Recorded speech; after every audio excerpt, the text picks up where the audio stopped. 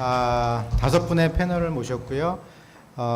성균관의대 삼성서울병원의 김주원 교수님, 인하의대 신성희 교수님, 그다음에 21세기 내과의원 신희철 원장님, 고려의대 구로병원의 최유정 교수님, 경상의대 황석재 교수님입니다.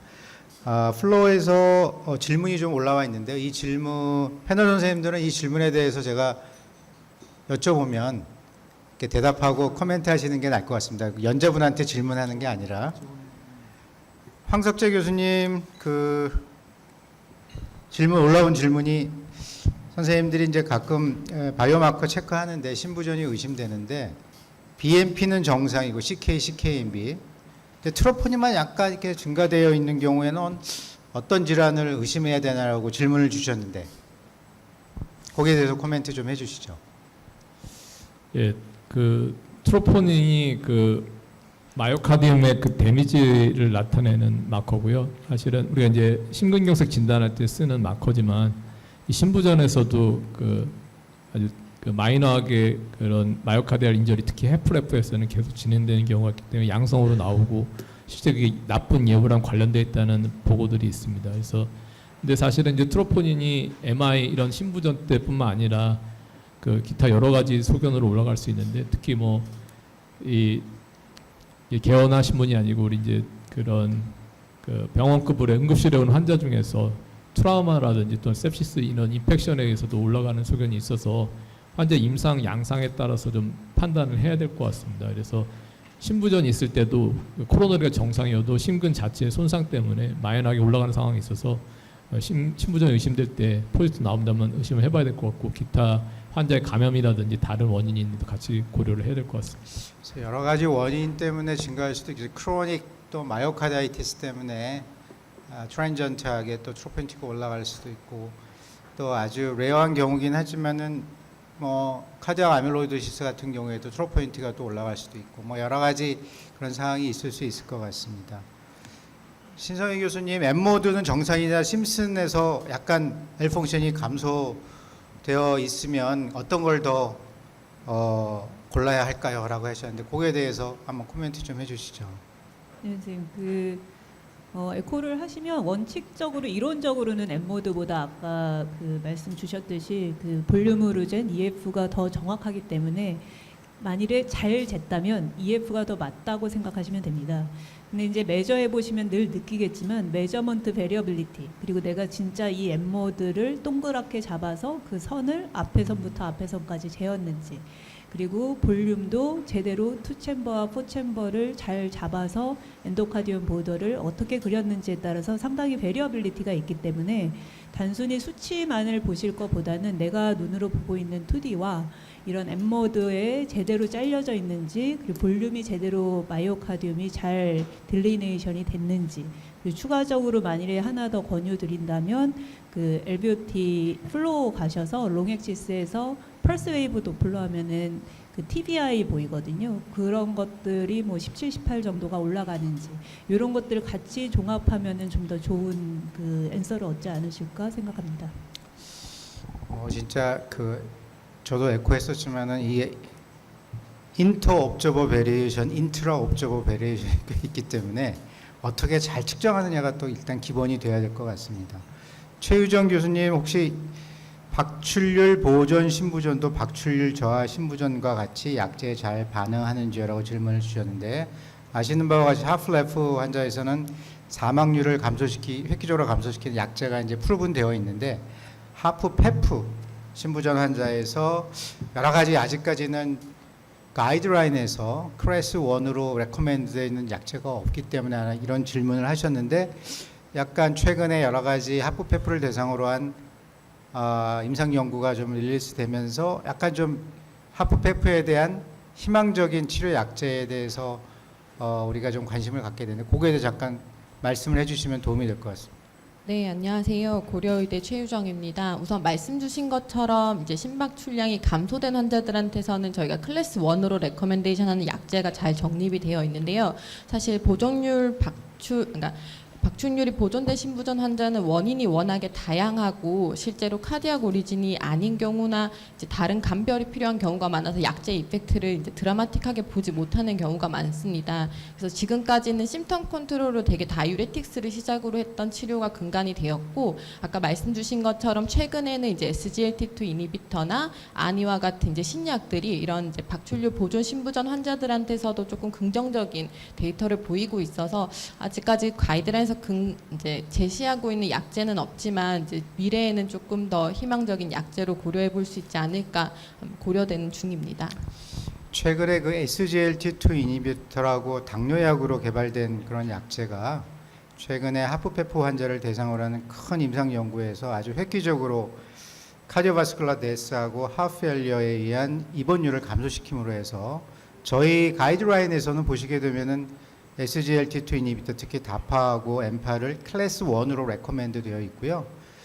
최근에 그 미국 신부전학회에서 포지션 페이퍼도 알고리즘 상에서 보면은 하프페프가 의심되면 SGLT2 이니비터를 퍼스트 라인으로 써라. 그래서 아마 내년도에 미국하고 영국의 신부전 가이드라인에서도 하프페프의 사망률을 줄이는 약제로 클래스 1으로 SGLT2 이니비터가 레커멘드로 개정이 될 것 같습니다. 그래서 최근 신부전 치료 약제 중에서 제일 핫한 드럭이 당뇨약으로 개발이 됐지만 SGLT2 이니비터가 하프페프, 물론 하플레프에서도 퍼스트 라인 드럭이지만 하프페프에서도 퍼스트 라인으로 SGLT2 이니비터를 적극적으로 권고한다라고 이해를 하시면 될 것 같습니다. 혹시 여기 그 또 하나는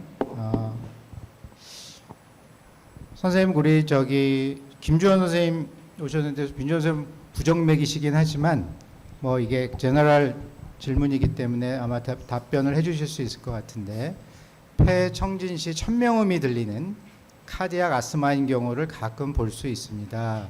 이뇨제를 쓰면 증상이 호전이 되는데 수포음이 아니라 크래클이 아니라 피징이 들리는 기전이 뭘까요? 라고 하셨는데 뭐 네, 질문 간단히 답변을 해주시면 좋을 것 같은데. 네네, 질문 감사합니다. 저는 성균관 의대 김주원이라고 합니다. 그 말씀 주신 내용을 보면은 그 결국에 볼륨 오버로드로 인해서 그 브론커스나 브론키올 주변에 그 인터스티슘이 이디마가 생기면서 실제 기관지의 그 내강 루멘이 좀 좁아지면서 이런 카디악 퀴징이 좀 생길 수도 있는 걸로 생각이 됩니다, 교수님. 네, 그래서 페리브론키알 이데마 때문에 이렇게 피징이 들릴 수 있겠죠. 크래클이라는 건 이미 이제 알비올라 이데마가 돼서 펄몬 이데마 된 경우에는 크래클이 생길 수 있지만 그 전 단계로서 페리브론키알 이데마가 생기면 카디악 아스마처럼 피징이 들릴 수 있습니다. 그게 꼭 브론키얼 아스마 때문이 아니라 렁 하프펠리어 때문에 생길 수 있는 그런 증상이 아까 증상 징후에서도 보면 수포음하고 천명음이 있는 것처럼 이렇게 다양하게 증상이 징후가 나타날 수 있겠습니다. 신희철 원장님 혹시 오늘 강의 내용에 대해서 신부전 환자를 이제 진단하시거나 혹시 뭐 질문 있으시면 부탁드리도록 하겠습니다. 네, 이 더운 여름에 대구에서 학회를 하시겠다는 그 아주 큰 그 뜻을 가지고 오신 선생님들께 다시 한번 감사를 드리고요. 뭐 앞으로 강의 들으시면서 느끼시겠지만 신부전 환자들을 치료하고 진단하는 데는 심장 초음파가 제일 기본이 될 것 같습니다. 문제는 근데 심장 초음파를 경험가가 잘 못합니다.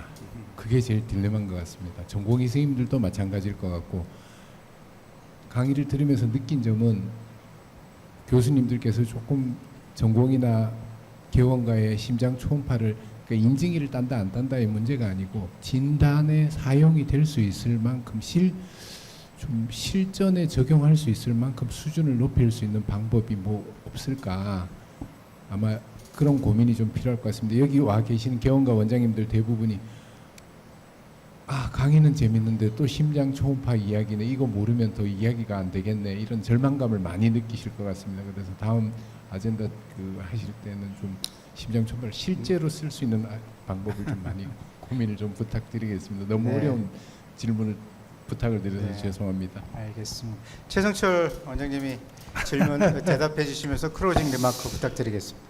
예, 그 제가 한 1년 조금 더 넘게 이제 필드에서 환자를 아마 제가 태어나서 신화 환자를 제일 많이 본 것 같은데 최근 1년간 acute decompensated heart failure는 뭐 바로 보내야 되니까 제가 평가만 간단히 해서 보내야 되고 대개 제가 보던 환자들이나 아니면 그 acute decompensated heart failure에서 대학에 갔다가 스테빌리제이션 되어야 오는데 약들이 전부 복잡합니다. 인트레스토 뭐 경우에 잘 사용하시지 않으니까 다른 데 갔다가도 이제 그 약을 구할 수 없어서 저한테 오고 이런 경우들이 있고 그래서 이제 그 펑셔널 클래스 2 정도나 3도 사실은 보기 어렵고요. 경우에 처음에 2 정도를 이제 마일드한 환자들을 보게 되는데 아까 말씀대로 이제 초음파를 트레이닝도 그렇고 제 경험상은 일단 이미지 퀄리티가 굉장히 차이 나니까